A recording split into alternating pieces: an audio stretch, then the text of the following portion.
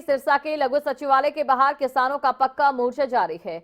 हाड़ कंपाने वाली ठंड में किसान लघु सचिवालय के बाहर अपनी ट्रैक्टर ट्रॉलियों के साथ धरना लगाए बैठे हैं। 2020 में खरीफ की खराब फसल के मुआवजे की मांग सहित कई मांगों को लेकर किसान धरने पर बैठे। भारतीय किसान एकता के बैनर तले किसानों का धरना प्रदर्शन जारी है और इसी बीच किसानों से हमारे संवाददाता नकुल जसूजा ने बातचीत की। उनका क्या कुछ कहना है वो आपको सुनाते हैं।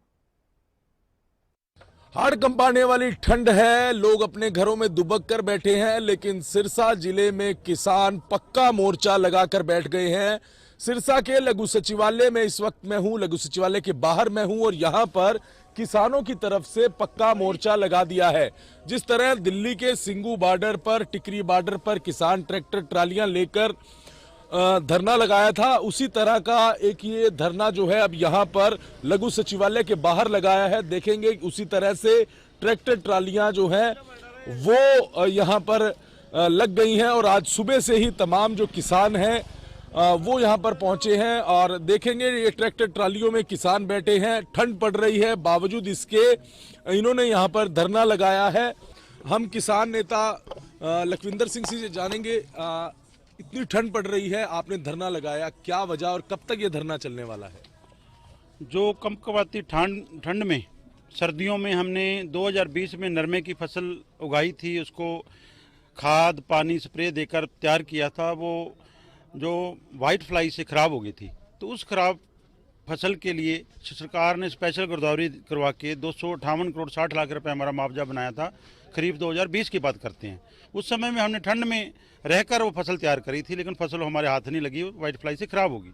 उस मुआवजे को लेने के लिए बहुत टाइम से हम विज्ञापन दे रहे हैं, कृषि मंत्री जी से, मुख्यमंत्री जी से बहुत बार मुलाकातें हो सकी हैं, दे रहे हैं, लेकिन अभी तक वो 2023 आ गया, तीसरा साल चढ़ गया, हमारे को मुआवजा नहीं मिला है।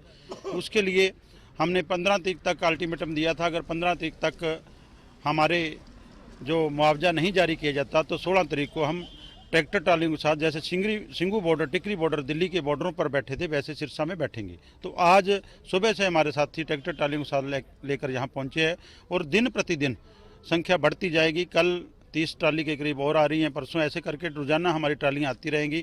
तो आप आज सुबह से बैठे हैं, कोई अधिकारी, प्रशासनिक अधिकारी आपसे मिलने आया, कोई बातचीत उन्होंने की या कोई भी अभी ऐसा कुछ नहीं?